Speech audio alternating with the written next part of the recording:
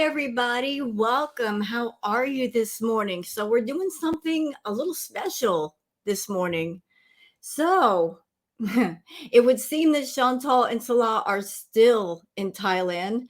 They've been there for about a month now, maybe a little over a month. And everybody said they went over to Thailand to do some border hopping because of the visa, and they're stuck there.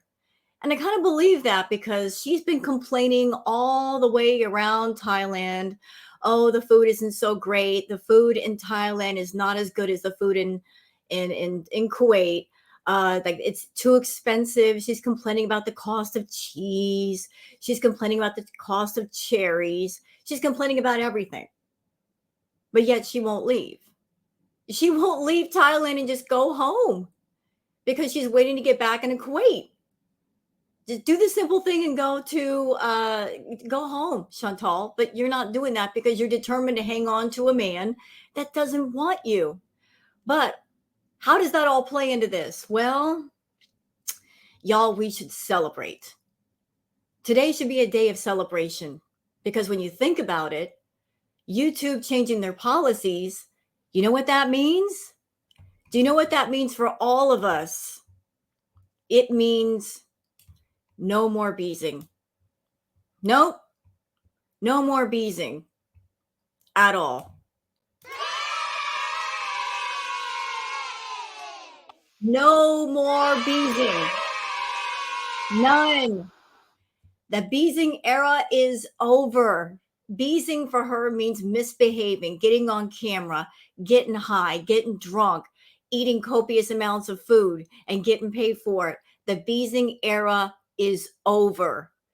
Daddy YouTube has spoken and she has to listen. There's no way around it. No more coming on camera and acting inappropriately and getting paid for it. She wants to act inappropriately, she's going to do it for free. YouTube is not going to compensate her for bad behavior. And listen. That's how I feel. That's how I feel. I'm cheering. It finally happened. I'm so happy about that. But today we're doing something different. I was thinking this morning, I'm like, there are some people on Chantal's channel that maybe they haven't been around long enough to know Chantal, to have watched all of her content for years. Maybe they're just walking into the party unaware of who she is and what she's done.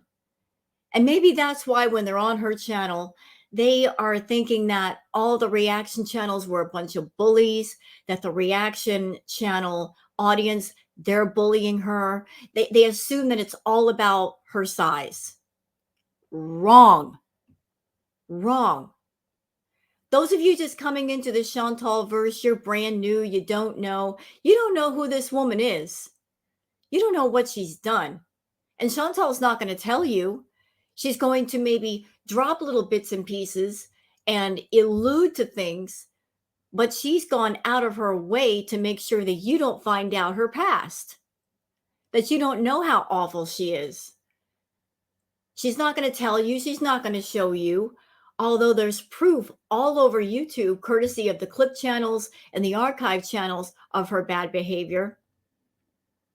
Well, considering that there are new Beezers, considering that Chantal is all about that life of acting badly and deleting things off her channel and pretending they never happened, I think it's time for a refresher course for those of us that know. And for those who don't know, let me give you a little glimpse about who this woman is.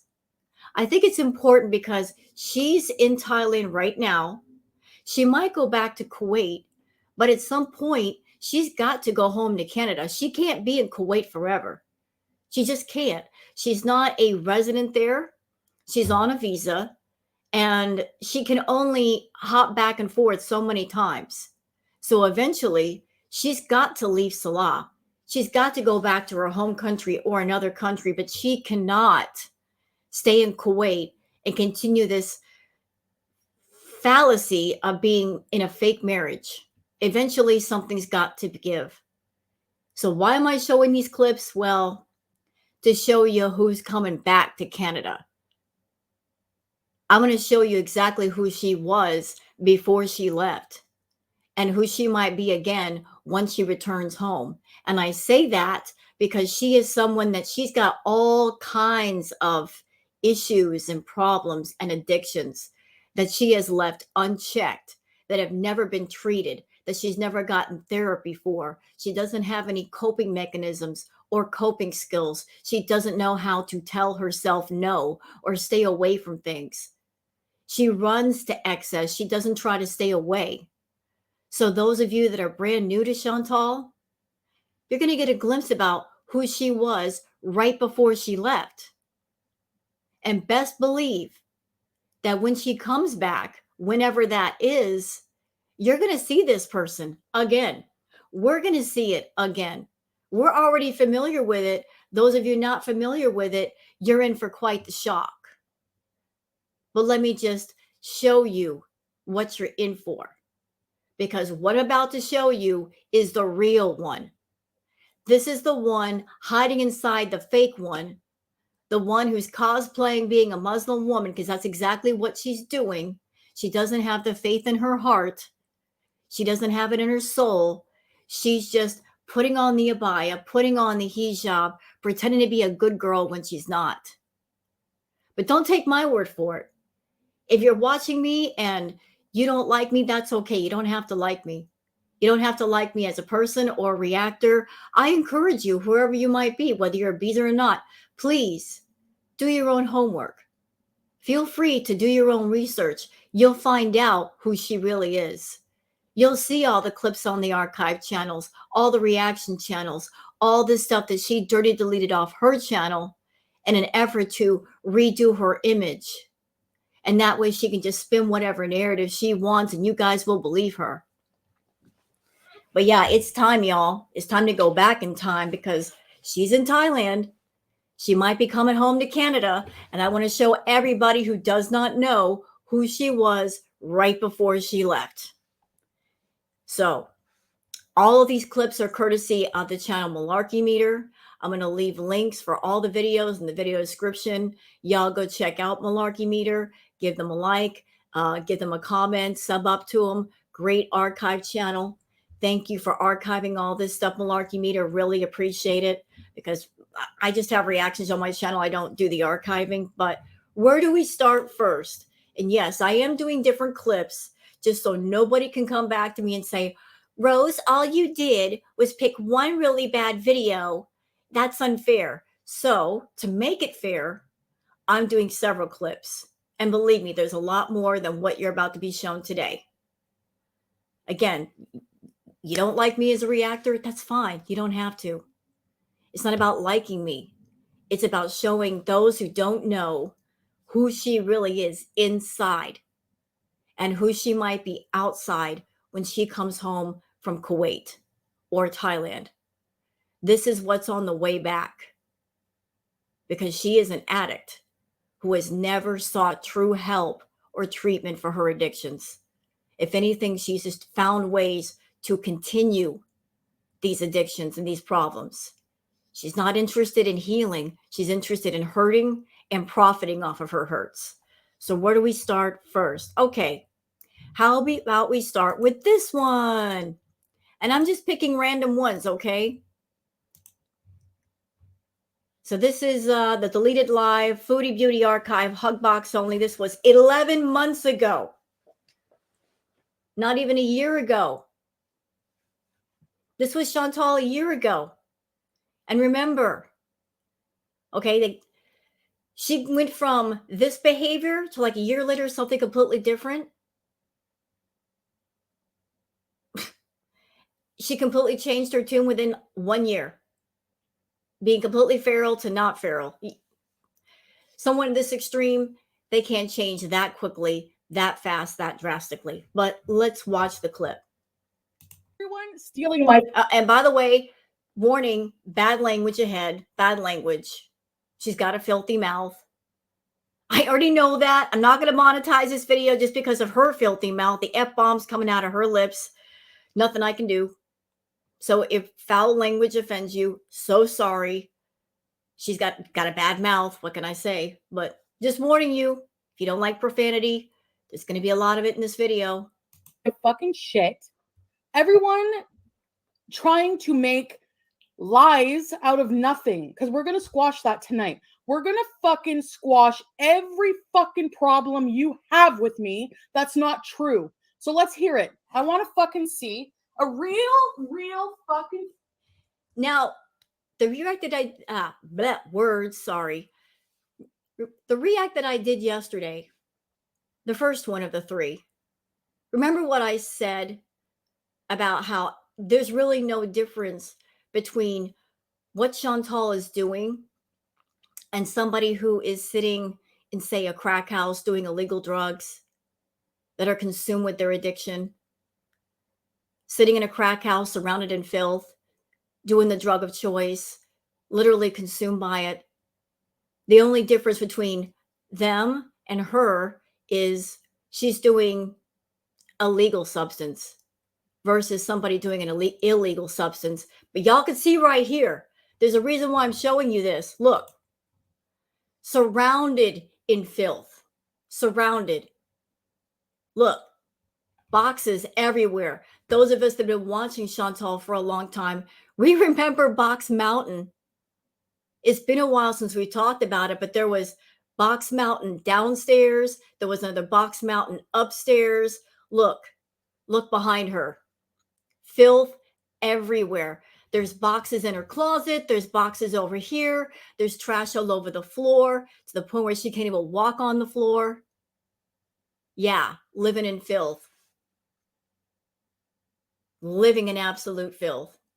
So is there any difference between, say, somebody who is in a crack house doing drugs all day, consumed by their addiction, and Chantal sitting in her filthy, disgusting room, surrounded by filth, being neglectful of her life, and just doing her legal drug on camera and expecting YouTube to pay for it, expecting people to super chat her for it and do memberships for it?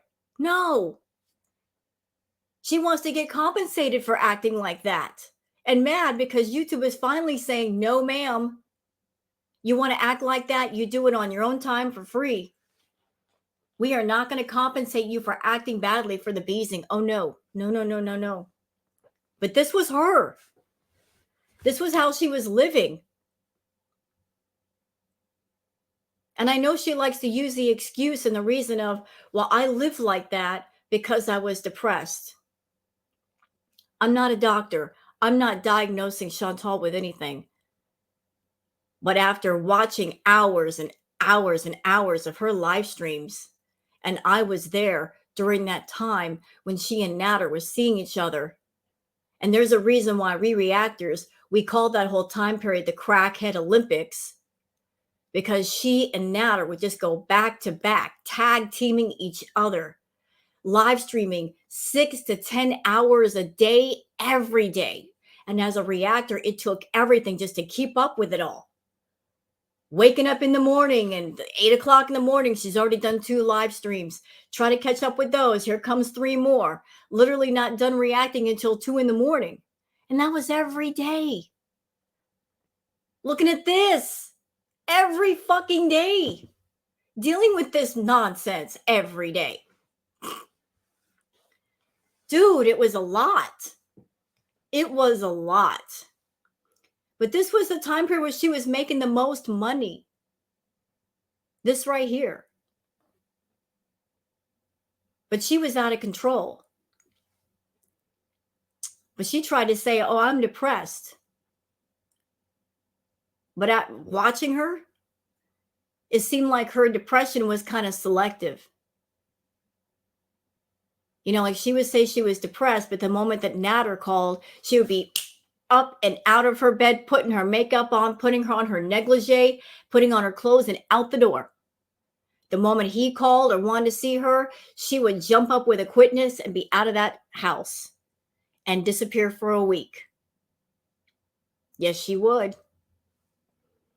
But this was the out of control Chantal. And I know a lot of people might say, well, this was a year ago. She's changed. Has she? Or has she just put on a different costume for the time being to fit in with a man who doesn't love her and will never love her, but to be accepted by him, she's got to cosplay being something she's not. You know, putting that feral beast in hiding for the time being.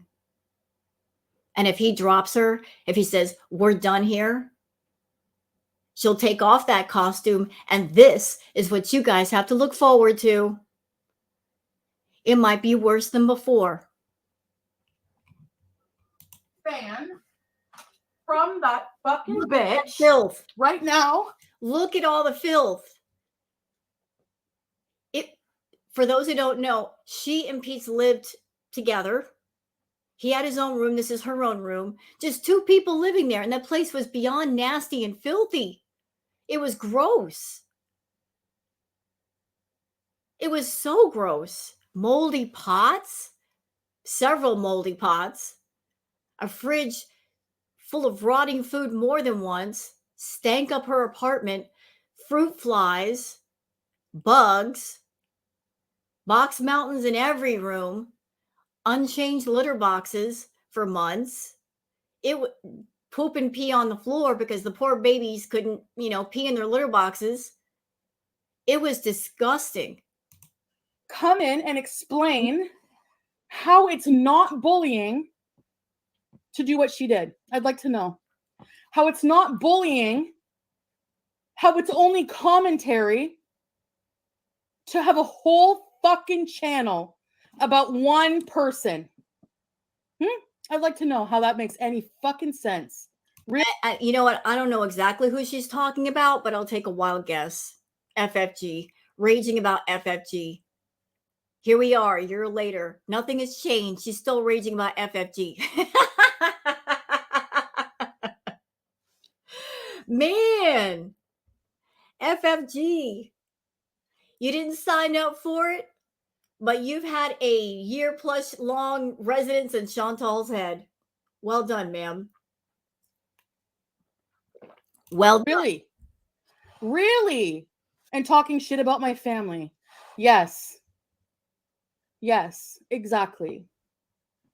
And all of you supporting her and making comments about Pete's, from now on, you come in here, you talk sideways about Pete's, you're fucking blocked, because Pete's has done more for me in my life that you don't live, and you have no idea what this man has done for me. So fuck you, all right? I'm going to say it on his behalf. Fuck you. This is interesting. I didn't go back and watch all this stuff before reacting to it today, so I don't know what tidbits we're going to run into. But here she is, defending Pete's to the ground. And it's funny when you look at this, not funny ha-ha, but funny odd, but defending Pete's. He's done more for me. Why don't you say what he's done for you, Chantal? Why don't you say what he's done for you? What he's gone through because of you. Why don't you talk about that? You don't want to mention all the horrible things you've done to Pete's? The fact that you cheated on him? You basically pushed and pressured him into a relationship, and then after getting in a relationship with him, you charged up all his credit cards, put him in debt. You cheated on him and you broke up with him. You left him emotionally and mentally broken. Don't want to bring that up. Now you're in this villa and you left him behind.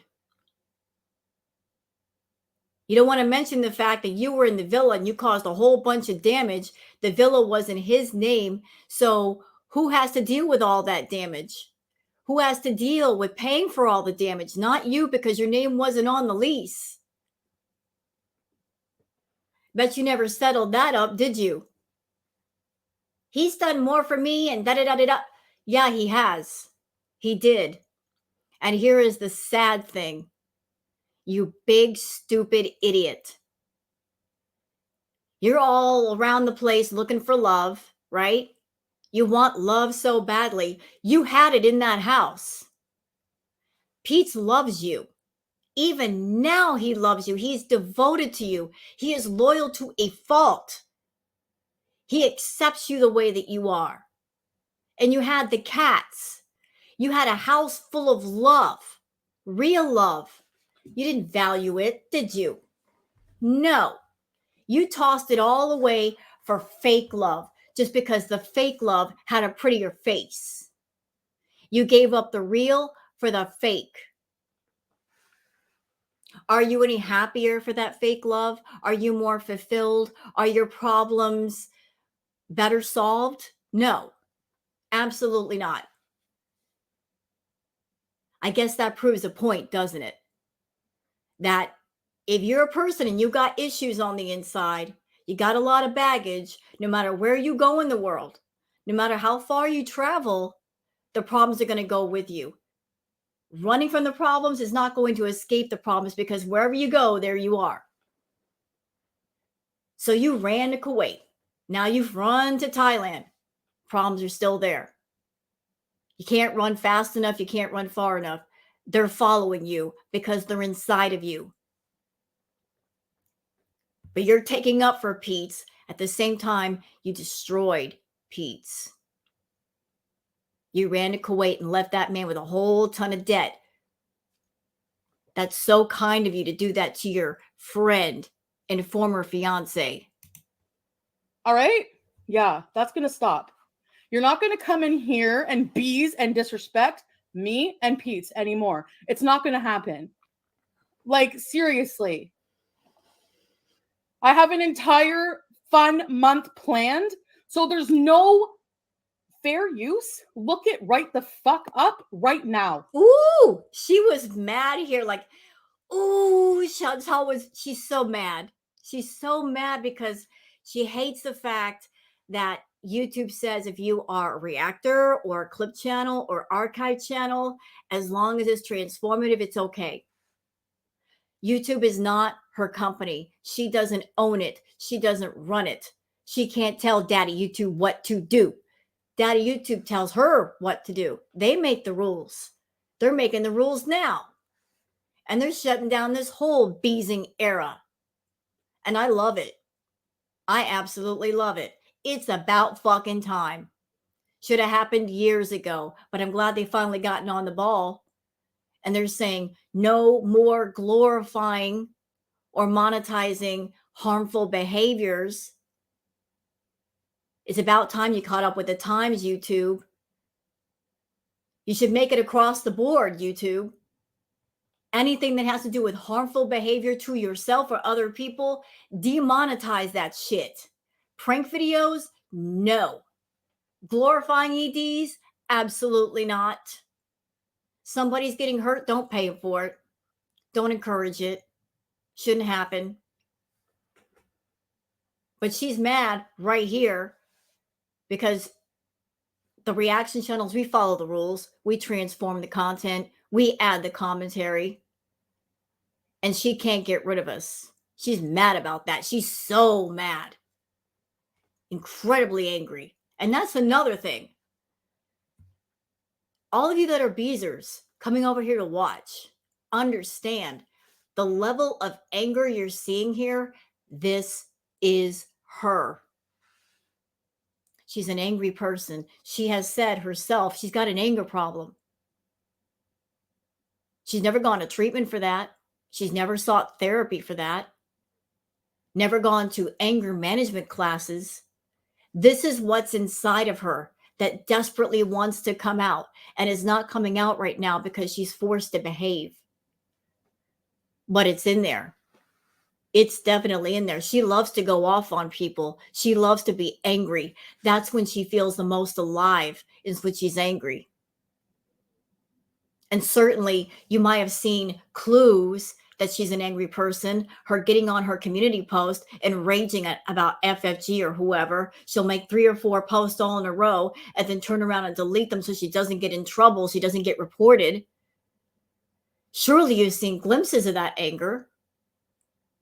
If she comes home to Canada, you're going to see a lot more of it. I promise you. There has to be a good, valid fucking reason for the criticism. You don't just make your entire channel about someone because you don't like them and you're fucking jealous of their life.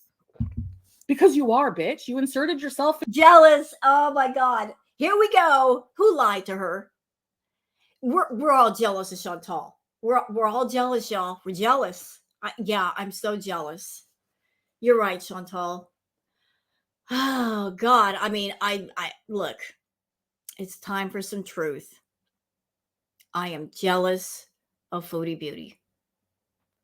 Down to the ground, jealous. I'm envious. I am. I mean, I wish that I could sit in a dirty, filthy room surrounded by empty Amazon boxes and mummified food and garbage 3 feet thick on my carpet. Yes, that is the ultimate life for me. I wish I had a kitchen. I just walk in the kitchen and my fridge is so full of rotting food that it stinks. I want to be surrounded by fruit flies. That's the life for me.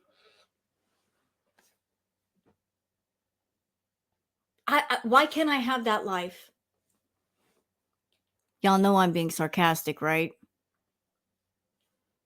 Yeah, because that's the life that everybody's jealous of, Foodie. And even now, a year later, you're in Thailand / Kuwait, wherever you end up. You're running from your problems. You've got so many stacked up on top of each other, you can't turn around without bumping into one. You can barely move. You can barely breathe. You've still got your issues with food. You're running low on money. Tell me again how we're supposed to be jealous. What exactly are we jealous of? Your debt? Your lack of health? Your fake phony husband that you got to pay to stay around you? Pretending to be happy when you're actually not? Tell me exactly what is jealousy worthy, because I don't get it. I really don't get it. You may make a little bit more money than I do on YouTube, maybe more than some of the people on YouTube, but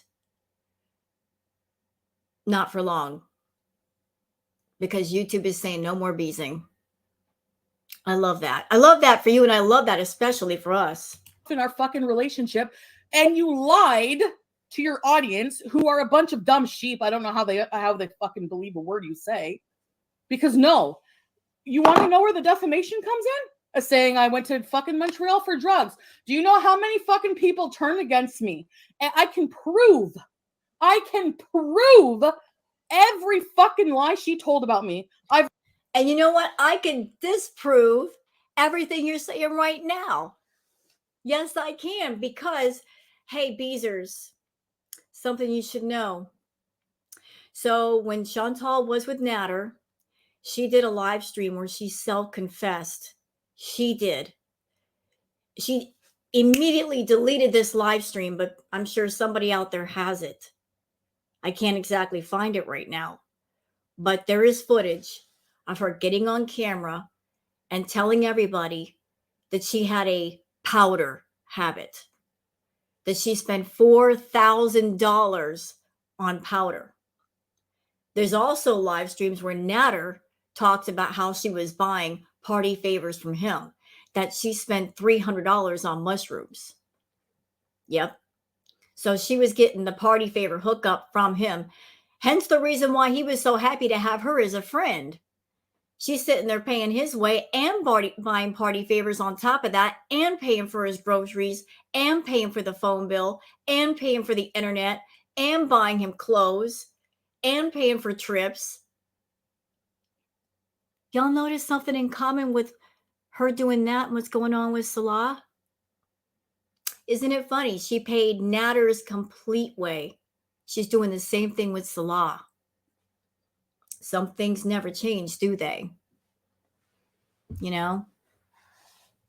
Wanting love and paying for the man that you think will give it to you. They're not really giving you love. They're giving you companionship, Chantal. You're renting. You're not buying. You're renting. And there's not even a lease of option to buy. But go off, sis. I've lost subscribers for it. And every time she fucking goes live, I lose fucking viewers because of the lies she makes up about me, because of the shit she spins about me. Every fucking time she goes live and talks shit about me, things that are not fucking true about my character, about my actions. What character? You don't have a character. You don't have one. What are you talking about? Talking about like she's got some solid spotless reputation. She don't have one. She doesn't have one now. Blaming FFG for losing viewers. Listen, foodie, if your content were entertaining on its own, people would watch you. They would watch you. You're angry. You've always been angry of the reaction channels being around because people have a choice. They can choose to watch you, or they can go to a reaction channel and watch you. And the people that go to the reaction channels, they're sending a message. And the message is very simple. I, as a viewer, I have a choice between going to this person and watching their content on their channel. But instead, I am choosing to watch it elsewhere. Because on its own, the original content is not interesting enough. Plus, I want to keep up with this story, but I am not going to put money in the pocket of somebody who clearly has addictions and is using the money for those addictions. I'm not going to support that in any way. I'll support the person who is covering it, but not the person doing it. And you don't want people to have a choice. You want people to go to your channel and support you in your addictions and fund you in your addictions and enable you in your addictions. And some people say, hell no. No, we're not down for that. Trying to bottleneck everybody into watching you full strength. Some people just can't. Some people won't. But again, if you had great content, people would watch you. Once upon a time, when you started your channel, you had no problem with the reaction channels reacting to you because you were making good money and you understood, like, hey, they're talking about me. More people will find out about me. Let it happen. But then you got greedy and you got stupid and you're like, I'm going to try to force everybody to watch me. You don't make the rules, not your company. Daddy YouTube does not listen to you. You got to listen to them. I never, ever went to fucking Montreal, and I'm going to get a yes, you did drug test to bring to court, bitch. I'm telling you, lawyer up. You think I'm playing? I'm not. I have talked to people who know what they're doing, and you're in a lot of fucking shit. That's all I'm going to say. Oh, boo-hoo. She was always making threats against FFG. I'm going to sue you. Da-da-da. She never sued her. As a matter of fact, she never went after Natter. And all the things that she claimed Natter did to her, never once did she get him arrested. Never once did she go to YouTube and have his channel yanked. And she could have. She could have. She could have shut that whole thing down. She made the channel for him. She calls him Mr. You-know-who now, but understand that Chantal, she could have shut that channel down. She never did. She claims, oh, he hurt me so much. Physical things happened. Really? Then why didn't you have his channel shut down for harassment? Why didn't you take real action?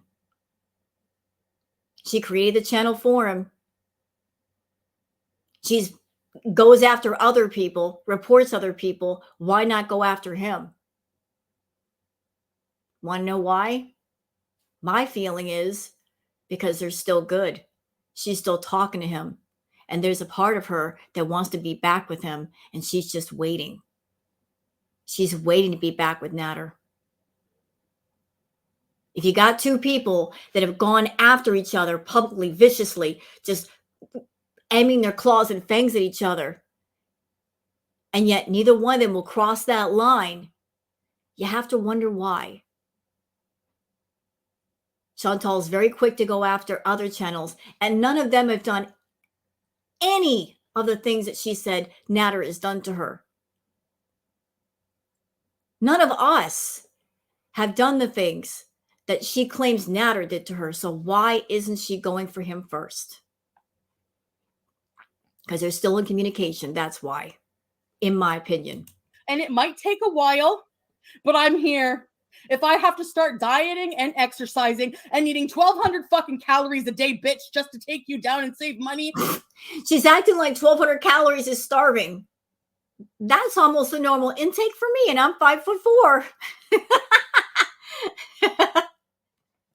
That's funny.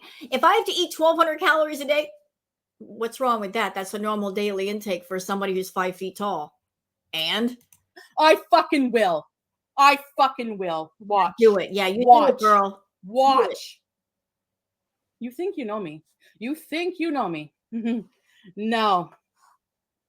Your Aunt and Pete's are great. Yeah, so right now when you see me like this, it's because I've been pushed to this point, and I'd like to know one other than right now, and when I need to defend myself, one fucking video. There's another reason why I'm showing this clip. So Chantal in Thailand, she's sad fishing and she's painting this awful picture for all of you VIBs, for all of you Beezers or wannabe Beezers, as it were. For those of you thinking about getting a membership, she's sad fishing and painting this picture of while she was at the villa, she was always sad. Like, I went through a really bad time in my life. Understand that right here, right now, a year ago, she was living exactly the way that she wanted to, by choice. Nobody was forcing her. This is not a case of her laying in bed all day, like unable to get up, like really deep into depression. Look at her, like she is on fire. Okay? She's on fire. Like I told you, like she loves to be angry because this is when she feels the most alive. She loves to put people down. She loves to go off on people. She lives for this. And she's not been able to do it lately because of who she's with and where she's at. But this is the Chantal that we know and we have known for the longest. The angry, out of control, feral, offensive Chantal. So for anybody on her side of the fence coming over here, you're seeing what it is. What it's been for the last few years. There's a reason why so many people do not like her. And it has nothing to do with her weight. It's not about her being of a bigger size. Her weight is her issue. And considering all her other issues, it's nothing, you know? It's not an issue. It's something that she has to deal with or not. But it's not about her pounds. It's not about her body size or the size of pants or shirts she might wear. It's about her personality. It's about her being offensive. It's about her actively taking a role in pissing people off and offending people and being gross and vulgar. There are other YouTubers that they are of a bigger size, but the reaction channels, we don't talk about them. Hungry Fat Chick, we love her. She's wonderful. She's bigger, but she's a sweetheart and she takes herself accountable. She keeps it real. We love Candy. Tons of reaction channels. We don't talk about her in any disparaging way. She's getting her life together. We support that. I support that. Others support that. So Chantal's defense of the reaction channels, they just look for people of a bigger size. Wrong. Wrong. Her size, her issue. Her getting on a public platform and being offensive and vulgar and gross. That's what we're paying attention to. That's what matters the most. Where I make my entire stream about that bitch. Huh? That bully. None. So all of the money you've made off of me, I hope you save some. I hope you save some. You know why I'm laughing? I'm laughing because I know something. I've heard something. I've heard that Frenchie is actually saving for a house. So she is being smart. Not to say she was ever stupid. She's not a stupid woman at all. Very hardworking lady is Frenchie. But she's using the YouTube money to buy a house. At the same time, Chantal doesn't have a home. I mean, let's be real. Like, she's bouncing around from place to place, and in essence, she's homeless. So all the money that Chantal has made on YouTube, she's got nothing to show for it. 4 to 5 years on YouTube, making the big paychecks, she's got nothing to show for it. She bouncing to Thailand, bouncing to Kuwait, she has no home. She has nowhere to call home. Meanwhile, a reactor to her is saving up for a home, wants to pay for it in cash. Isn't that something? There's someone who's not even been on YouTube and YouTubing for half the time that Chantal has. They've got it more together than she does. Some, because all of you who think I'm broke, good for you. Think I'm broke. We'll see. We'll see. We will see.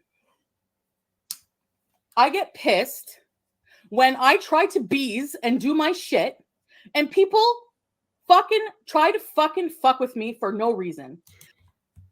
The beezing era is over, Chantal. It's done. It's so done. I mean, if you want to do it for free, okay. But that's not what you wanted.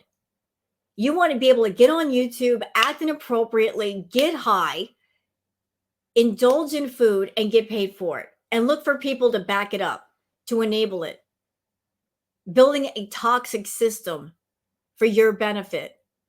And YouTube is saying, no. You want to do it on your own personal private time away from the camera? Okay. You want to get on YouTube and do it for free? Okay. But we're not paying you. We're not co-signing on this bullshit. Nor should they. Nor should they. That wheel is now officially broken. Because I'm human and things affect me psychologically. Yes, they do. All right? When someone is constantly coming fucking for you over bullshit that ain't true, go look at just Beezing's channel. Go look at everybody. Go look at FFG. Their entire channel is all me. And all of it, most of it. She gets so angry about the fact that the reactors, there are channels that are much smaller in number compared to hers. And the numbers are better in the reaction channels as far as the engagement, as far as the clicks and the likes and the number of people in chat. She gets so angry about that. What has she got? She's got like 94, 95K, whatever. And her numbers suck compared to a much smaller channel that the analytics are 10 times better. Example, her channel, she's got 94, 95K. She can't even pull 1,000 people in her chat anymore compared to someone like French Fry Girl that she's got, let's see, what is Frenchie, like 20, 30K? I haven't checked. But she'll easily pull 3,000, 4,000 people in her chat and get a ton of super chats. When's the last time you got a bunch of super chats, Foodie? You can sit there and buy subs all you want, but it's not going to make people be more interested in you. It is lies. Lies or contriving something, false outrage for nothing. Nothing. Okay, you know what? We're not going to stay here too overly long. I just want to give you guys a taste. Let me look. Okay, I'm looking for something. Okay. All right. This is going to be shocking to some of you new beezers. This is going to be really shocking. But again, this is to give you a snapshot of who this woman really is and what you're going to see when she comes home. Boom. This was Chantal. Look at the date. 1 year ago. 1 year. 1 year. And this was back in the time when she wasn't opening up the chat to talk to everybody. She locked her chat down to just VIB chat. So only paid members, she put up that paywall. Even though she had a lot of other people on her channel, Didn't want to talk to him unless you got to pay for the privilege to talk to Foodie. And this is what they were paying for. Someone sitting in their bedroom, surrounded in filth, half dressed, coming on YouTube in just their bra. Doing it for attention, doing it for money. This is what she was doing a year ago. Dee Dee, I mean, you're going to like this one.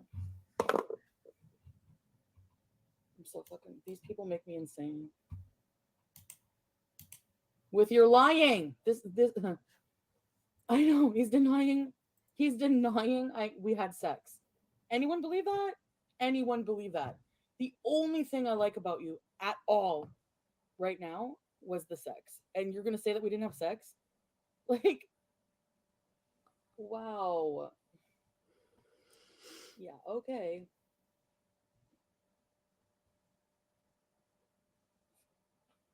And remember, she was living her life the way that she wanted to.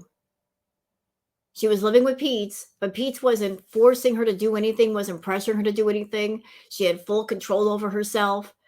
This is how she wanted to live. She wanted to live in filth. She wanted to get on YouTube, come on YouTube in her sports bras and her panties. This is how she was portraying herself on YouTube. You know what? You would probably do yourself more of a favor if you just were honest. Like, enough. Just fucking be honest. Like, just be honest. Yeah, during this time period, she was desperate for Natter to claim her. To say to everybody, I'm claiming Chantal. I'm in love with Chantal. And he never did. Because he didn't love Chantal. She was just a meal ticket. And just as she is a manipulator, so is he. He figured her out pretty quick. He figured out that she was thirsty and hungry for attention and love. And all he had to do was butter her up and he'd get anything he wanted out of her. But he also figured out that by keeping her hungry, that she would stick around longer. He knew that if he turned into a good boy around Chantal, that she would get bored and leave. So he always kept her wanting. But this is her. She's getting ready for Natter right here. Oh my God. Whatever. I didn't. Really? I'm dumb for expecting anything else. Really? I mean, I'm really dumb for expecting anything else. Did she ever leave? Right, Hold up. Let's react to this. Let's react. Okay, no, story time. Okay, hold on a minute. And there's Pete.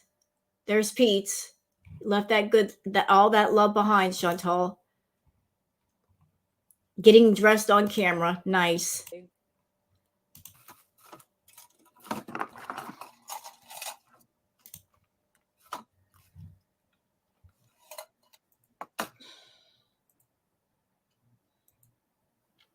Oh, sorry. Hold on. Let me just I didn't get dressed yet. Getting dressed on camera. She could have left the room and done that, but she was doing this on camera. And Beezers, listen, this was the normal for a year. Coming on camera in her sports bras, coming on camera in her bras and her panties. It was common occurrence for her to flash us. She would wear dresses with no panties underneath. I mean, she's really pushed the limit about what was allowable on YouTube, and YouTube let her get away with this shit. But she kept flashing us and showing stuff to the point where we just got desensitized to it, where the shocking became not shocking because it was just something that she did. She's gotten us desensitized to a lot of things she's done just because she does them so much. But this is Chantal. This is what she might be coming home and doing. This is what you guys have to look forward to. This right here. So anybody under the impression that like she's changed for the better. My question to all of you is, where are you getting that idea? because she's covering herself, because she's telling you she wants to be more modest? No, she doesn't want to be modest for herself.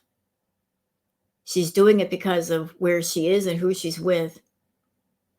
But when that moment happens that he's no longer there, she will create another narrative. She'll start another arc where she will bash Salah. She'll make all kinds of claims of things that he allegedly did and said. She'll paint this picture of he was abusive, he controlled my money, he was mean to me. She'll do whatever she has to do to get people on her side. And I say that based on past experience where she did that with Natter. That's exactly what she did with Natter. And I'm going to bring something up right here. There is a video or a live stream. I can find it later if y'all want to see it. I can locate it somewhere. But she was in Natter's house, in his bedroom, wrapped in a sheet. And Natter wasn't in the room.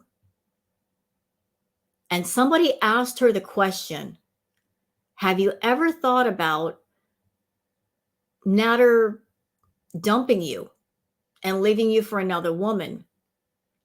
And she said, I think about that all the time, because she does worry about that. Like if the man that she's fixated on suddenly pulling away. She said, I think about that all the time. And then she said, I've got a plan. I'm not as stupid as you guys think. Trust. Something about an Aries. When she said that, I knew exactly what she was going to do, and she did it.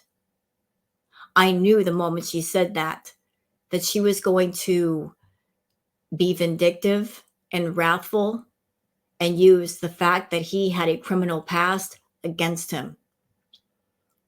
That she would pull that ace out of her hand and use it if need be, just to try to trap Natter with her, to try to scare him into being with her. And so what happened? Natter was with Dee Dee. Dee Dee wouldn't go home. So she went into a frenzy. And she did live streams where she was saying, I'm going to go with the cops. I'm going to go with the cops. And allegedly she went to the cops. Although there was no real proof that she went.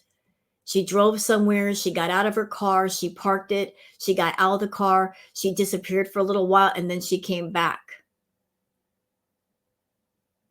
It looked very sus to me. But she made the appearance of going to talk to the cops. I don't think she really did, though. But she acted like she did. But just, that's her mentality. If you're a guy and she's fixated on you, you are not going to get away until she lets you go. And she's not going to let you go until she's drained you dry. And there's nothing more to be gained from you. Then she'll toss you away and find another one. That's how she's always operated.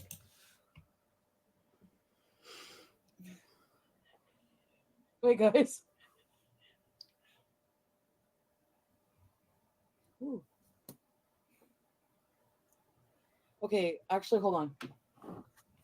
That it will ever be any different, because it won't. He clearly doesn't give a shit. Clearly. Like all of this stuff she's saying about Natter. Natter is the one that she could not have. The one that she could not possess, and she wanted to possess badly. Still mad about that. Even to this day, a year later, while she's with Salah, she still talks about Natter. Still brings him up when she doesn't have to. She has no reason to bring him up. She's in Thailand with her new husband, but she mentions him. And when you mention something, that means you're thinking about it. And she's done that quite a bit. So isn't it funny? He's a horrible, abusive person. And yet she brings him up. Natter has never left her mind. He's always in her thoughts. And she's got to come back to Canada.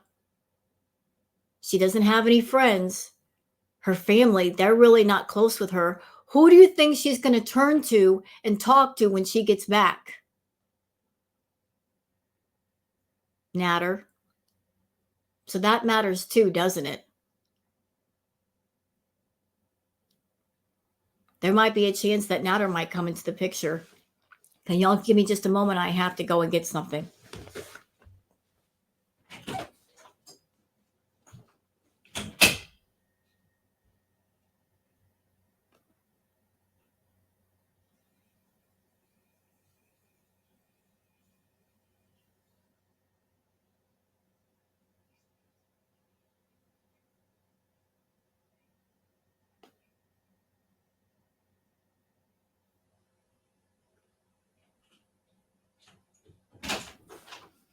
My apologies. You're leaving. But yeah, this is the real Chantal Beezers. This is the real one. This happened a year ago, but it matters because she is an addict. She's got addictions. She's got an addiction to attention. That's her number one addiction, believe it or not. She's got an addiction to food. When she was in Canada, she was going to the dispensary place like every other day, spend thousands of dollars at the dispensary. And that's not counting the visits to the outhouse. That's not counting all the stuff she bought from Natter, all the white powder that she was consuming. She was indulging in every excess in Canada. And I know deep down, Chantal, she's afraid to come home because if she comes home alone, she knows what's going to happen. Because she didn't bother to seek out therapy or inpatient and fix this shit, she's not going to be able to stay away from the temptations. It's going to be worse. Wait. Very late to notice, over and over again.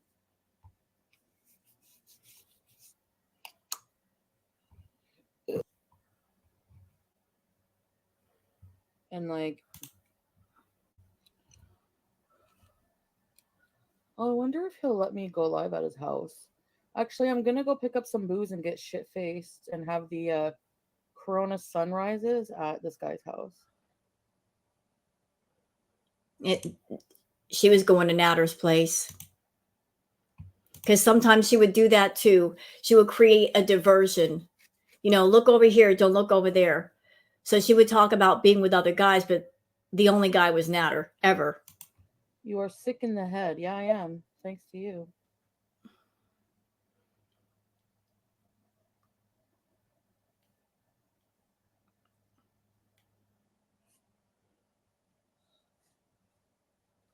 You know, Natter was so abusive to her, but yet she kept running back over and over and over again.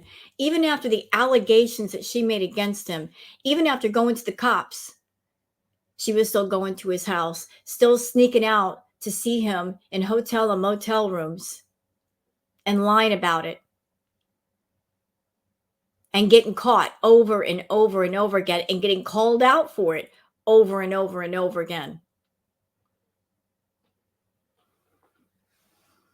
I remember the stream that he did where they were at the motel. We remember her reflection in the knob of the grill. You could see her clear as day. That's why she hates mirrors. The mirrors tell on her. But imagine that. Accusing somebody of something as serious as SA. You go that far, but then turning around and being around that person repeatedly. And you lied to me. Like the whole night that you didn't answer me. You were with, and that's where that picture came from. Because Dee Dee said she was going out too. So Shoo came over looking like a little Montreal hoe with her and Dee Dee and the Ciroc. That's where that friggin' cheap ass fucking vodka came from. Okay, enough with this. Let's do some more bouncing. Where else are we gonna go? Let me look. Where is it? I'm looking for something. Oh, you know what? Before I show the next clip, I'm going to give everybody a warning. This is the clip. This is the live stream that she did where she was drunk that night. I mean, really, really drunk. Really drunk.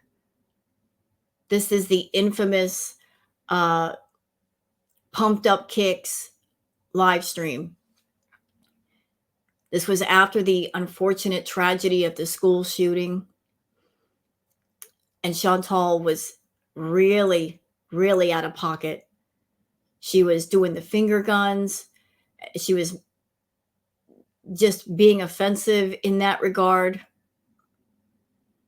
And this is also the clip where she was acting inappropriately with Pete's.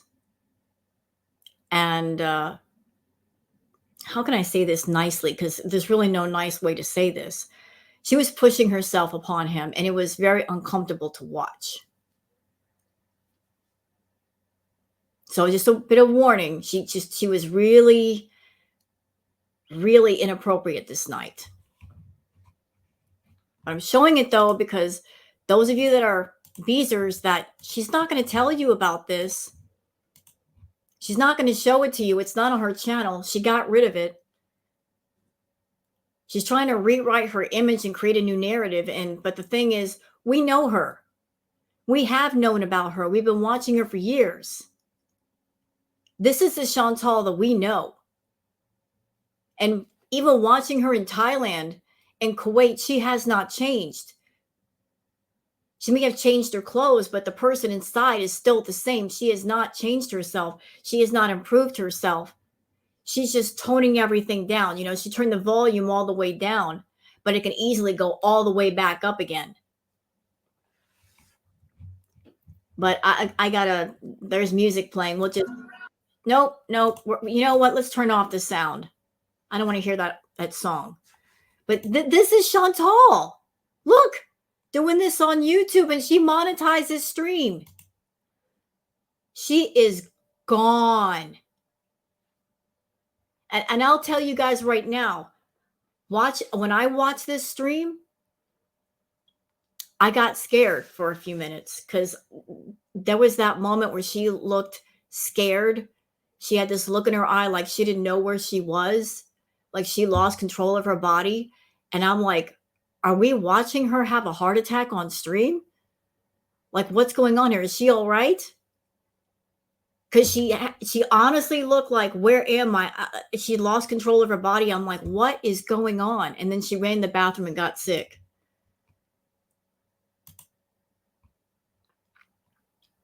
This was a night where she drank way too much alcohol. Maybe she did other things on top of that. But she was wasted.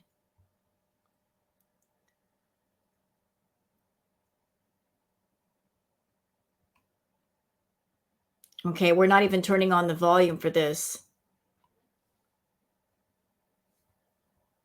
And Beezers, this is what Beezing is to her. Misbehaving, getting on camera, getting drunk, getting high, eating too much food. So should YouTube allow this?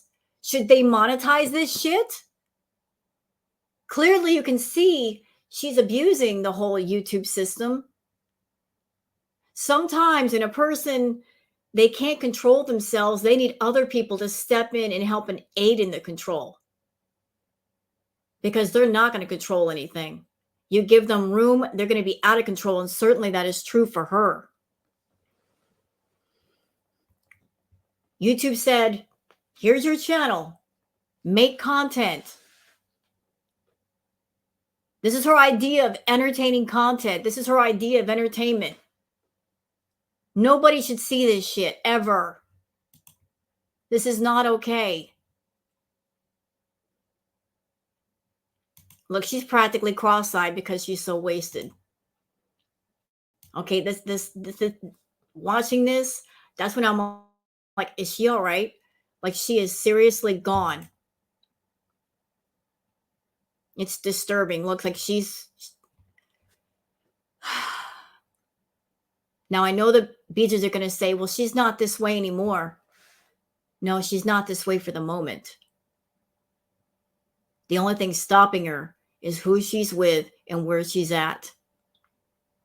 But if she goes back to Canada, you might see this again. And nobody should see this.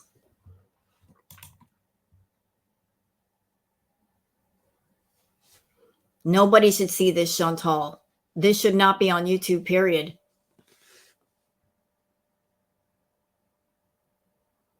I think she drank 3 bottles of wine this night, and I don't know what else she did.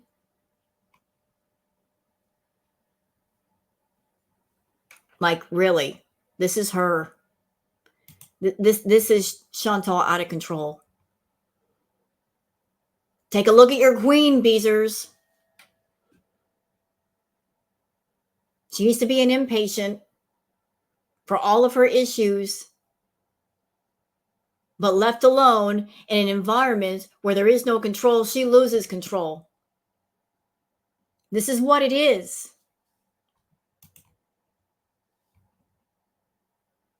This is why she needs impatient.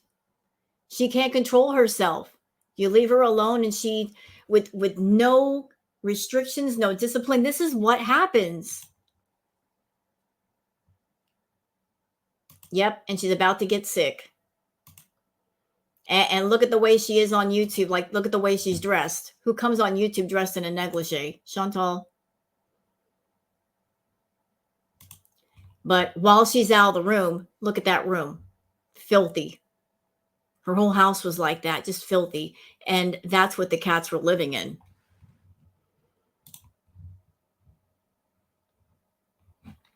Speaking of the cats, yeah, let's go over that because she keeps bringing up the cats repeatedly.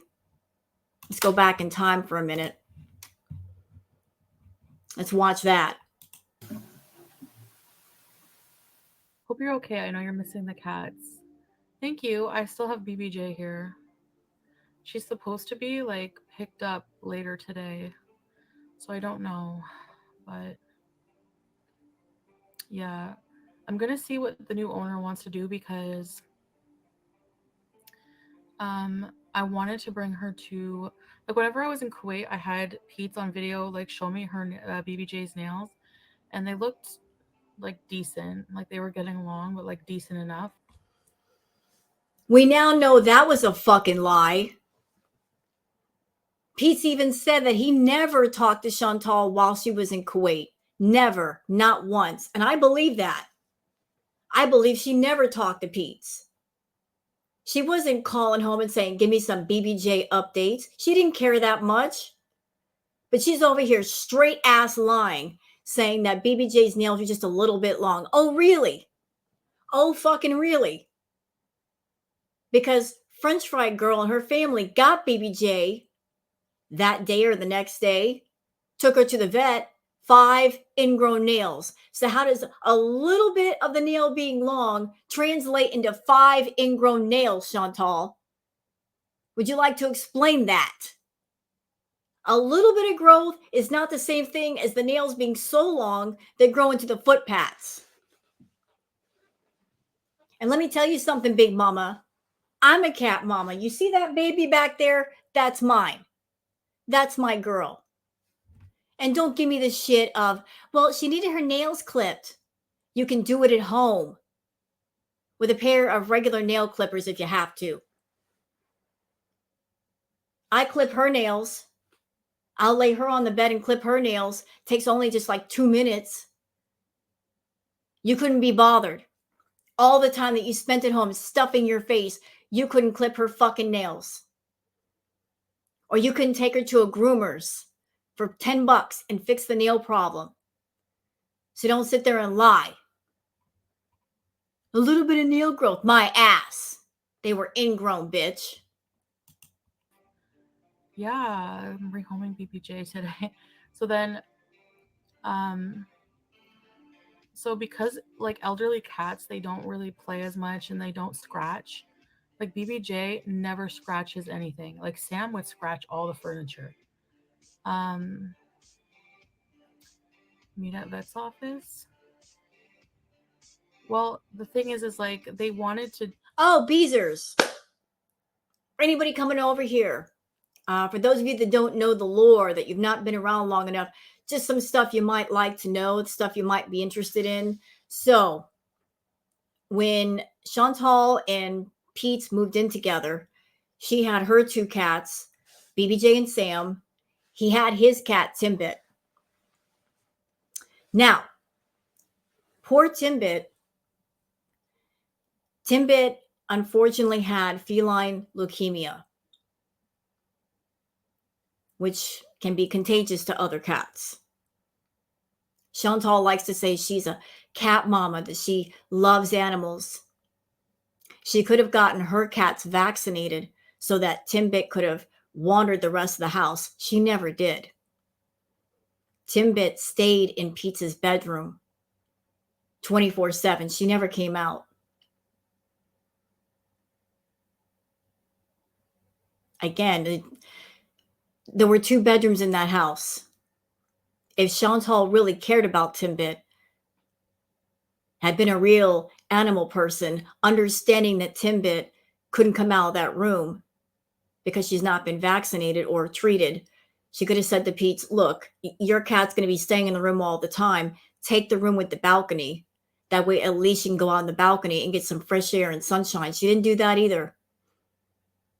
Timbit stayed in that filthy room all the time with Pete's. Pete's didn't even provide a water dish or like a food dish for Timbit. Timbit ate off of pieces of cardboard. And I saw pictures of Timbit, and it looked like she had ingrown nails too. Unfortunately, Timbit did not make it out alive of that house. So there was animal neglect all over the place in that house. Neither one of them taking care of their pets. They were both awful.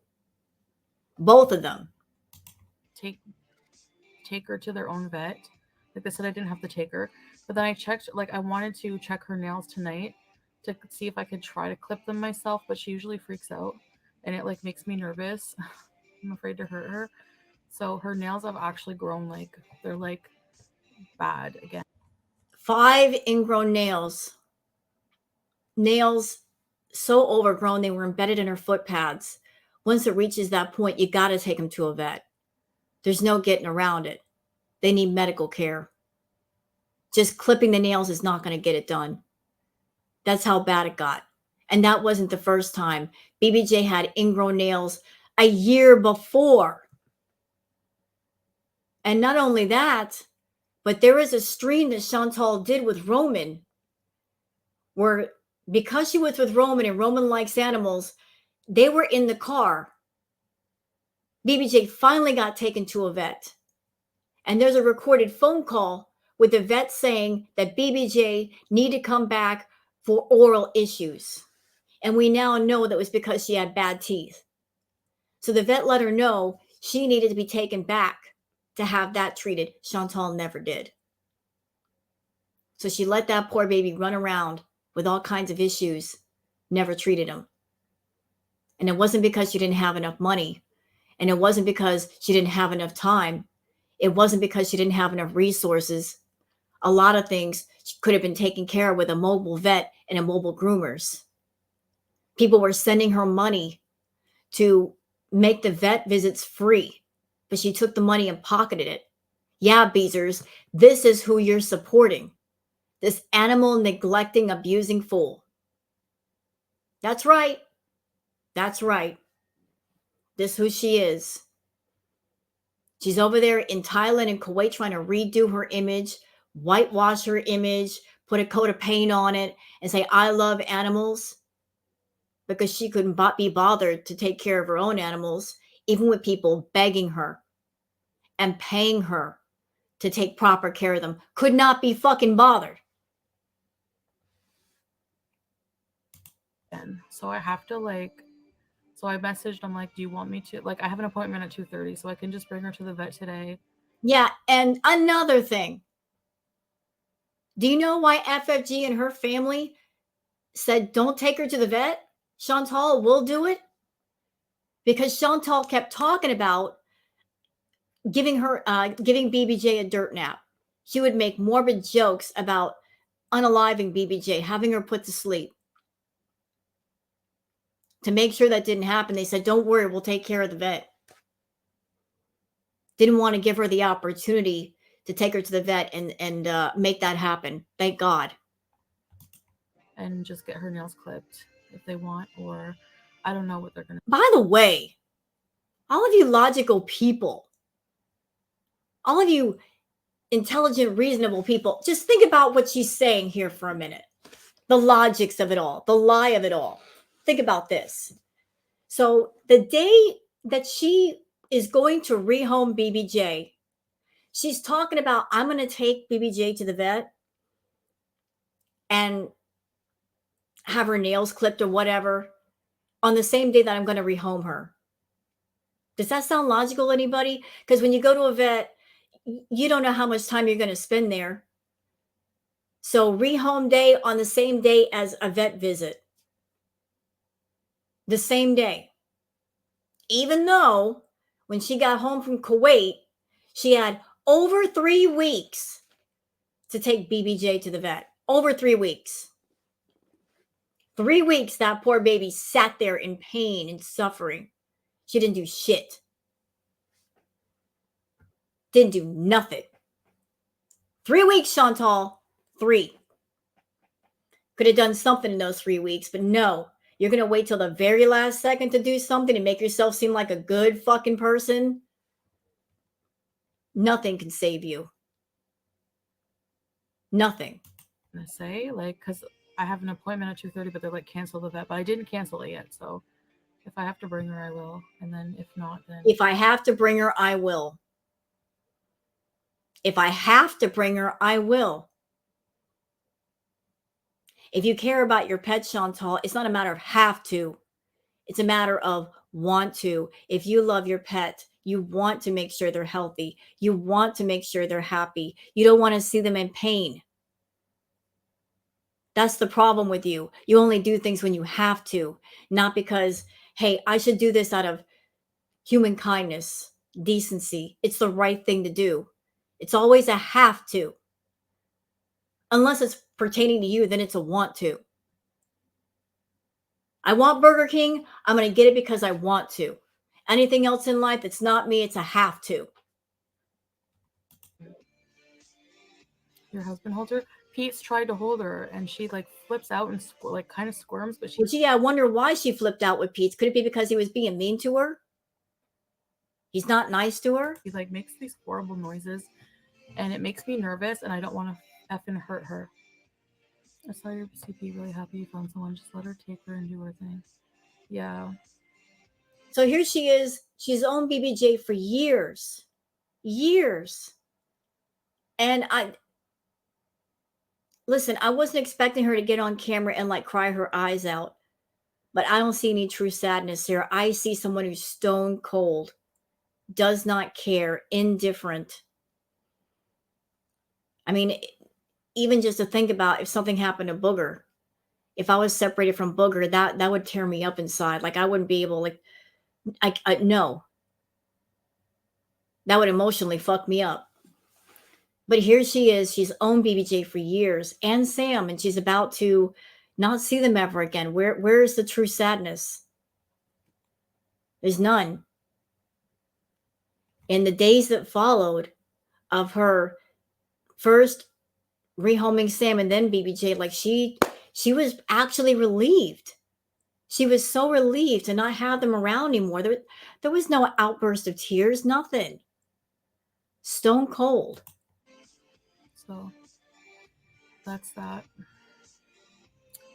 BBJ has a new home. They reached out to me, Annotated Pumpkins, on Instagram. They are a viewer. So, and like a lot of people reached out to me actually, but like people from like across. You know, I will always look at what happened with BBJ and FFG and her family as the greatest pet rescue ever, because that's exactly what it was. It was. It was a rescue. FFG and her family saved BBJ from neglect and possible death. the greatest rescue ever. And I was one of the people that I was crying and laughing all at once when I found out that Frenchie had BBJ. I was like, it was the answer to my prayers. I was like, the torture and the pain of that poor baby is finally over and she can start to heal. Across the world, or like people in the States, or okay, enough with that. Okay, I don't want to stay overly long because I'm starting to feel a certain kind of way about this. Okay, moving on. What else we got here for examples of this one's bad behavior?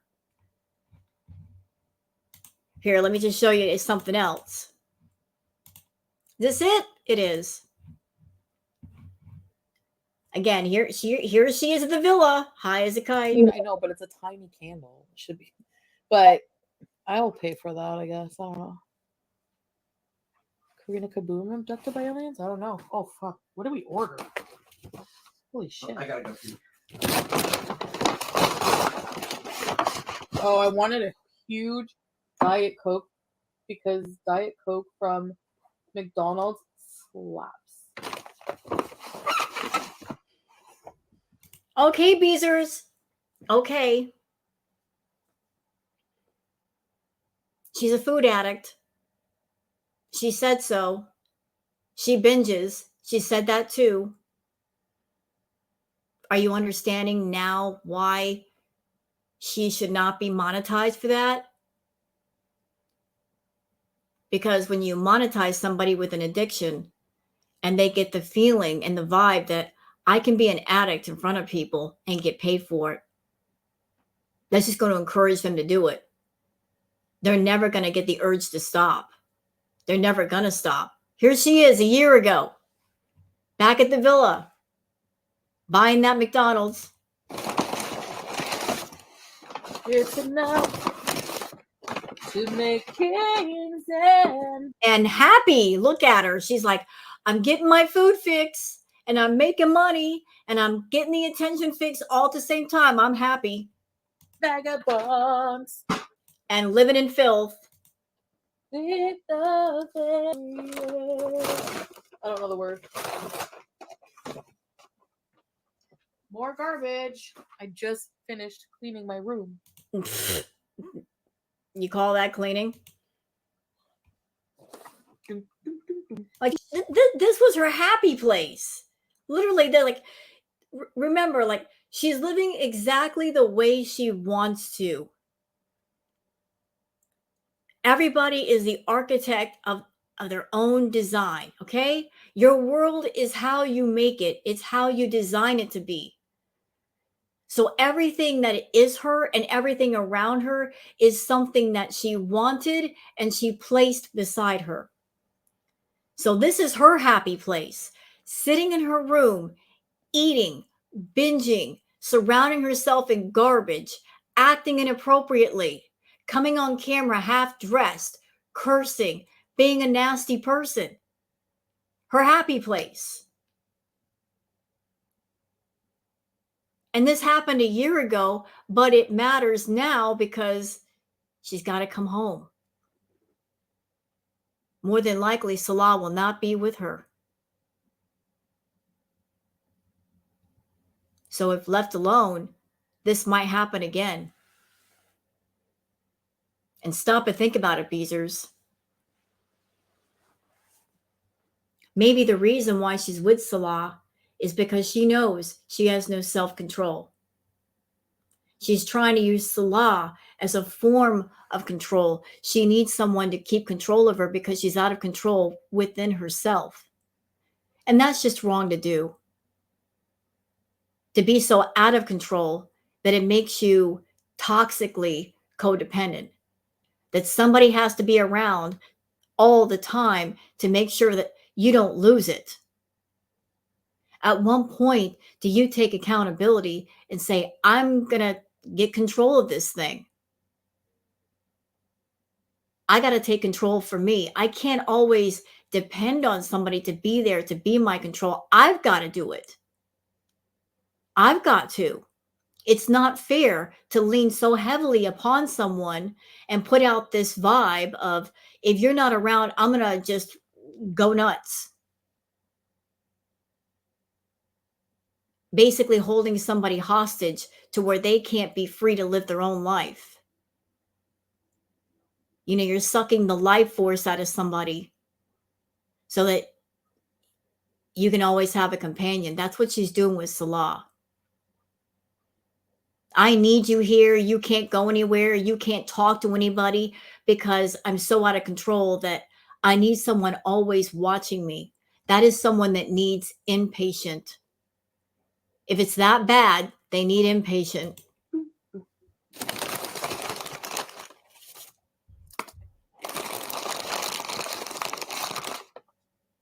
And trust me, it is that bad. She's got binge eating disorder.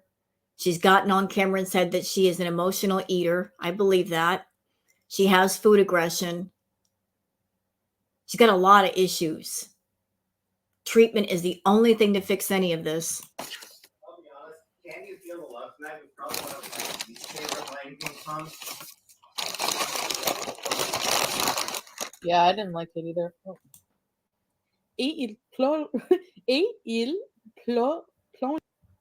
I was looking, but because I don't know, I've been like, you know, it's just I've been. Are you now Amy or am I not? No. I'm not converting to Islam. No. What?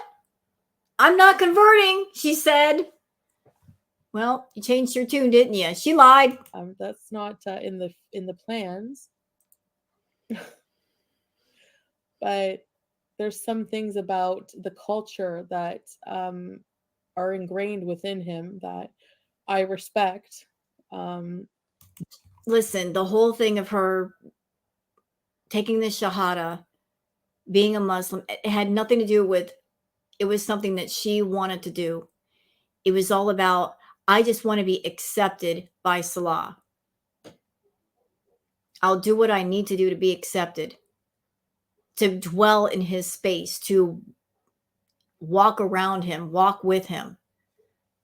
Every time she gets with a guy, she changes herself. She changes her personality. She finds out what that guy is like and what he doesn't like, and she tailors herself accordingly versus just being herself and be accepted for herself. You know, over the course the last few years, I've seen her do live streams and videos with different men, and I can say with full confidence that the person that she had the most synergy with, the one that she was most at ease with and was the most like her, was S-Jam. And I know that she was never romantically interested in S-Jam, but the one stream she did with him, they had a lot of, they were just two peas in a pod. They were laughing and they were giggling, and it was just, it was a good entertaining stream because it was completely natural and organic. Everybody else, the energy is always awkward and weird and cringeworthy. But of all the men that she had with her on stream, S-Jam was the one that really she should have done streams with the most because they were entertaining together. That I know if I'm going to date an Arabic Muslim male, I'm going to know that they're going to want me to dress conservatively as being their wife or being with them. I'm not going to, you know, that's just something respectful. So I don't know. Yeah, so I'm just, you know.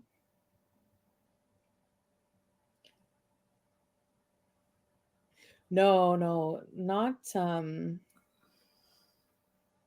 well, some parts, yeah, Emerald. Some mostly where he's from, not it's not like that.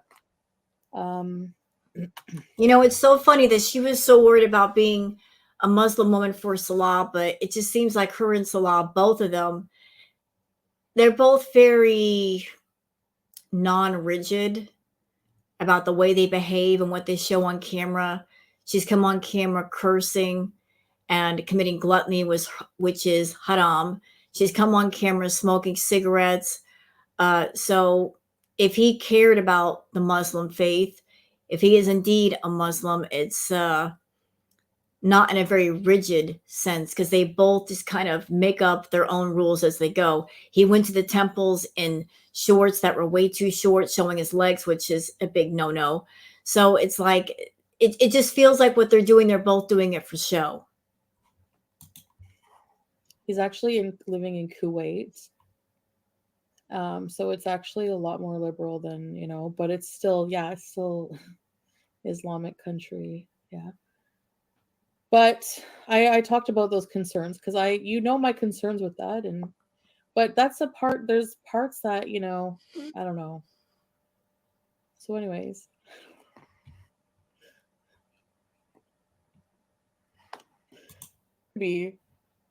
So did you guys notice something like the first couple of clips I showed you?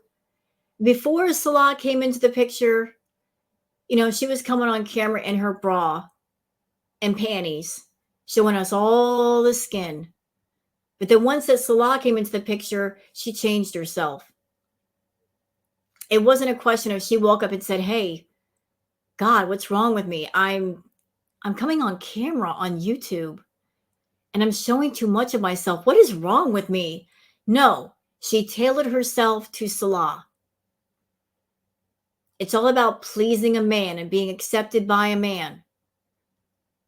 It's not because she wanted to do something. She just wanted to be accepted, and she did not want to be rejected. And when she was with Nader, again, that was a different personality too. That was a different person altogether. She was a different person with BB. She was a different person with Pete's. With Nader, now Salah. Always being the toxic chameleon, just changing herself for male attention. True.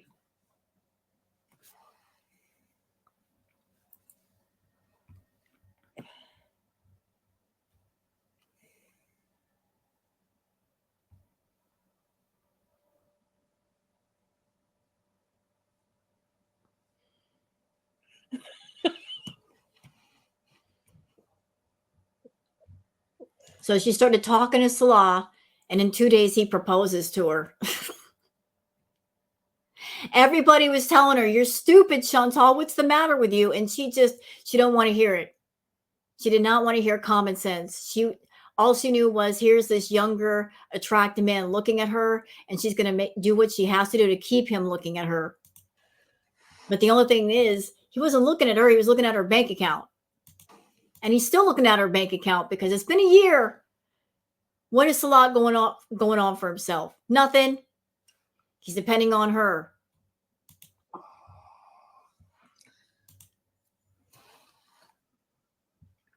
PJ.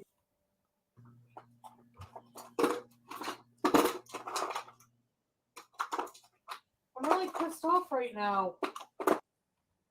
Nope. Excuse me. So she was talking to Salah and still sitting in her room and getting high. Her way of thinking was, I'm talking to this guy and he's Muslim, but I'm not there yet. I don't have to be a good girl just yet. So while I could still be a bad girl, I'm going to continue that. I'm not going to try to get myself under control before I leave. Start to wean myself off the bad stuff. I'm just going to go for it and go for it and go for it until the very moment that I step on the plane. Spontaneous. Oh, see? And okay, a year ago, this was her. And isn't it something? She went to Thailand, and while in Thailand, she knew exactly where all the green shops were. Many of the places she went to for her vlogs, there was a green shop right down the street or right next door, like the poutine shop. She knew exactly where those places were, and she's come on camera, hamburger-eyed. So tell me how she's changed, Beezers.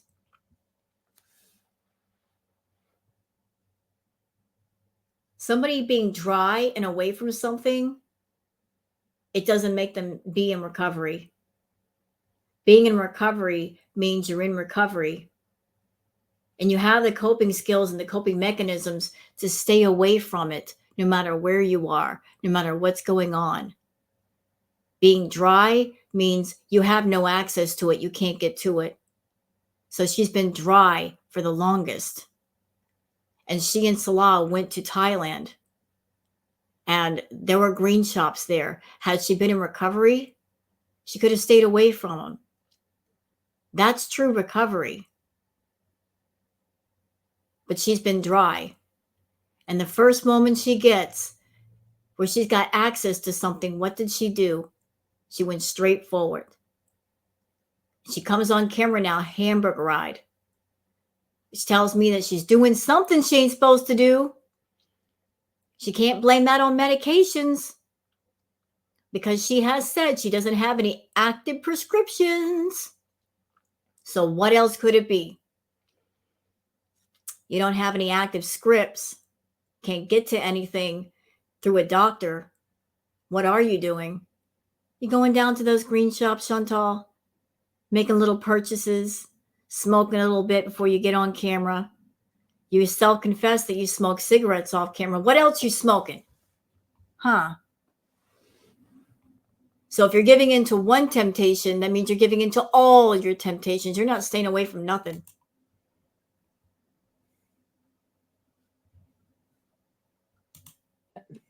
That's great. Long life, though.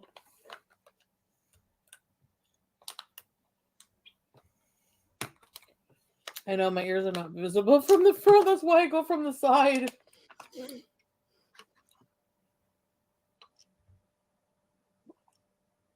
Oh, also for the Beezers that like to know, during this time she was still taking the gummy bears, wheelchair edibles. For those who don't know what those are, wheelchair edibles are very high dose, potent edibles. They can range up to like between 50 to $100 a pop, but they're like 1,000 milligrams. She would do one of those, would barely touch her. She was also doing the shatter bears, which are really potent. Just go nuts doing that stuff. So again, why am I bringing this up? Because how can you go from doing things at that level to just nothing? Okay, she ran up her tolerance to everything. And then she went to Kuwait. And she wasn't never in recovery. She was dry. She was dry because she couldn't have access to those things. She couldn't just get in her car and go get them. And now she's in Thailand. She's got access to at least the green shops and she's indulging. So she's not in recovery. Period. You're in recovery. You're in recovery. When you're not, you're not.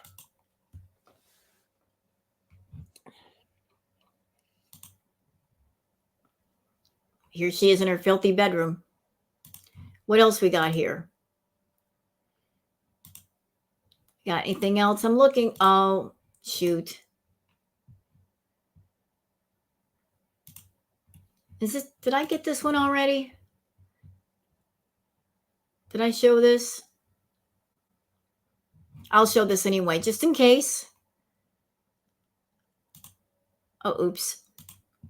Sorry. I don't know if I showed this one or not.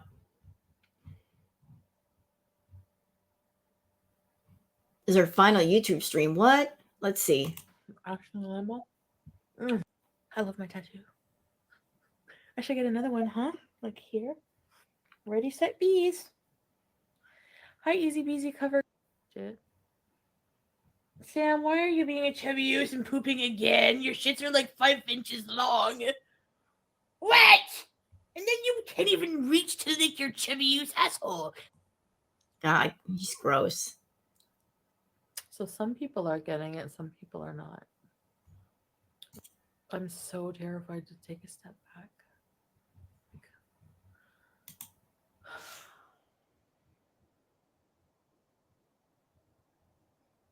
I'm so afraid of that. She's talking really low. Sorry. Yeah.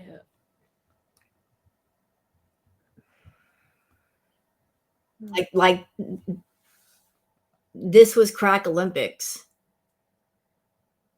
Every day, every night, 6 to 10 hours a day, every day for over a year. She didn't do recorded videos. She did live streams all the time. She never stopped. Her and Natter together, they would literally coordinate their live streams. She would do something and then he would do something. And then he would do something and she would do something. And they would just ping pong back and forth. And I remember when all that started. She did recorded videos until one year when she did a 6-hour live stream on New Year's Eve. And she made gross, I believe she made $800 in super chats because it was new for the Beezers. It was something different. And then after she made the $600 net, a light bulb went off in her head. She thought, what am I doing recording videos for? I could just turn my camera on and make even more money. And so she did. Like, she really wore that whole live stream thing out. People got burnt out on it, but she didn't care because she doesn't want to work. She wants to make lots of money. But this crap every single day. Her getting on camera and talk about Beezing, her misbehaving and expecting YouTube to pay, for her Beezers to pay, for people to send super chats and super stickers. She wanted to get paid to hurt herself. And she got away with it for a long time. Well,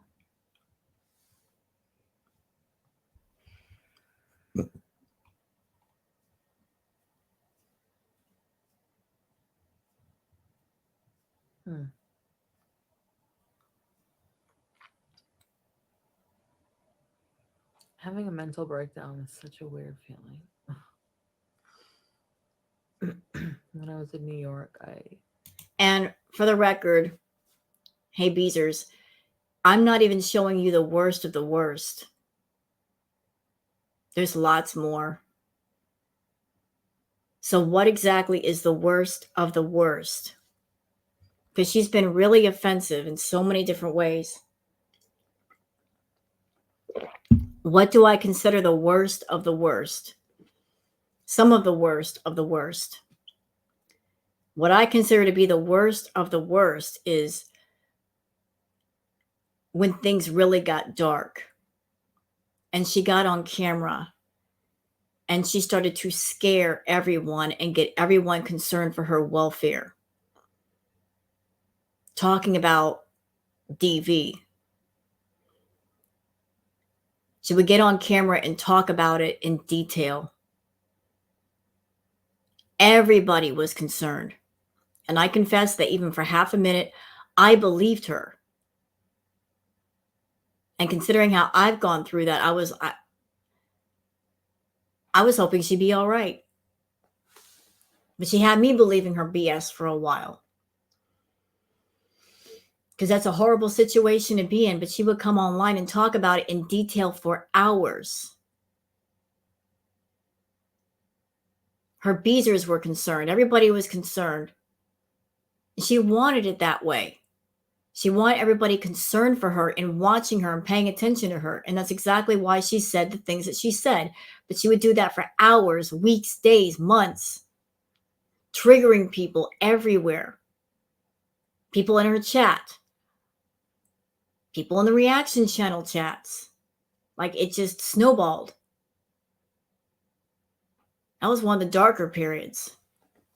So on top of the food problem, talking about this other serious issue. And she milked all of that for money, for profit, pulling on people's heartstrings, upsetting people, disturbing people.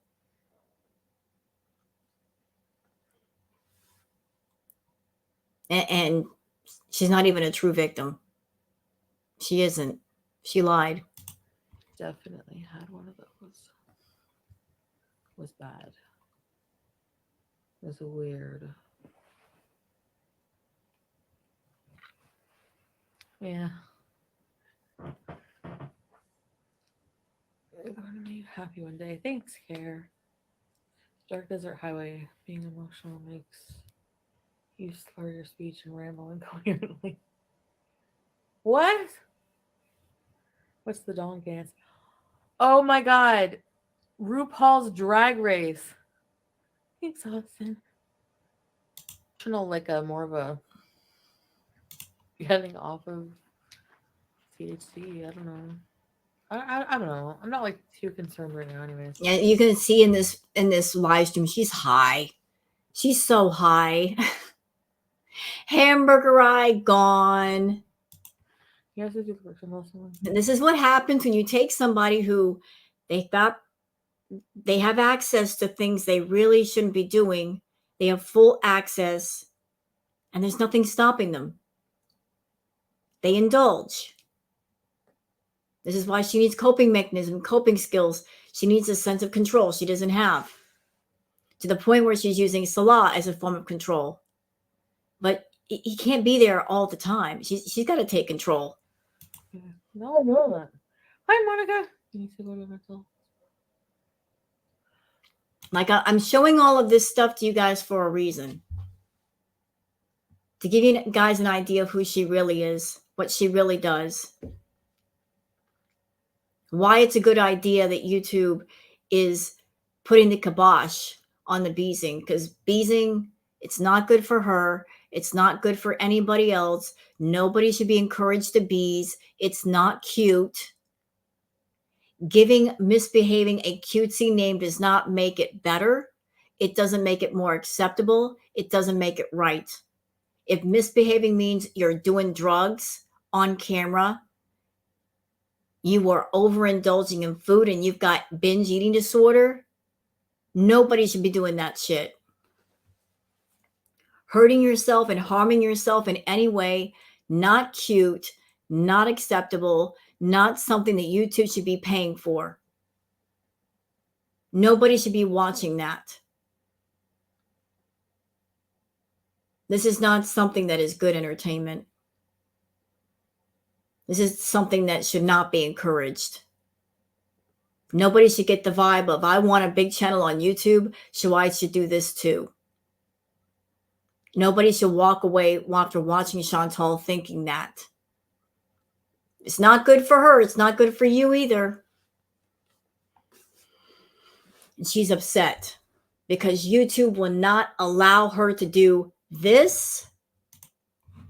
Or let's see. Where is it? Did I click off of it? Yeah, I did.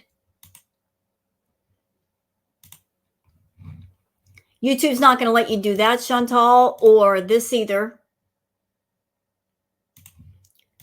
Like, nope. None of that. None of that either. No more of this.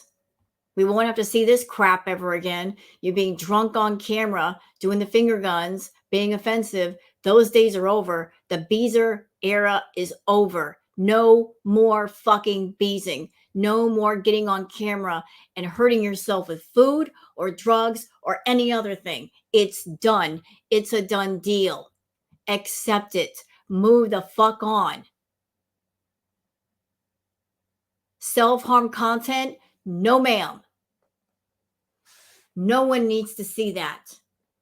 No one needs to subscribe to that. That should never be encouraged. You want to make money on YouTube? Find another way. That ain't cutting it. No more beezing. No more. Hanging out, talking, fine. Doing content where you're hurting yourself, not fine. There's nothing she can do. She can't control YouTube. She can't make the rules. So all of you Beezers, the Beezer era is over. And you know what? That's actually a good thing. You don't need to be exposed to this negativity. You don't need to be affected by it. So if your queen has any kind of smarts, she'll do something different besides hurt herself with food. If she continues, she's going to deal with the consequences. So Now we've had a little look back on who she once was. I'm going to end this video. And the clock is ticking, Chantal. You're in Thailand. You might be going back to Kuwait, but you can't stay there forever. Eventually, you have to go home. And more than likely, Salah will not be with you. And if you don't have any coping mechanisms, coping skills, everything we just saw, we'll see again, maybe even worse. And I think you know that. And I think that scares the hell out of you. You know how out of control you get. And you're afraid of it happening again. You should be scared. But if you're scared enough, seek help, seek treatment, go to inpatient, fix it. Stop relying on other people to watch over you and daddy you to be your control. Other people got to go out and live. You can't chain somebody with you and tell them you have to be around me all the time or I'm going to lose my mind. Let other people be free to live. Don't use what's wrong with you as an excuse to keep them next to you. If you care about yourself and them, you will do the right thing and care for yourself and fix what's wrong. Okay. So that's it for this video. Hope you guys have enjoyed it. If you have, please like and subscribe and leave a comment. Thank you so much for being here, and everybody have a great day. Bye now.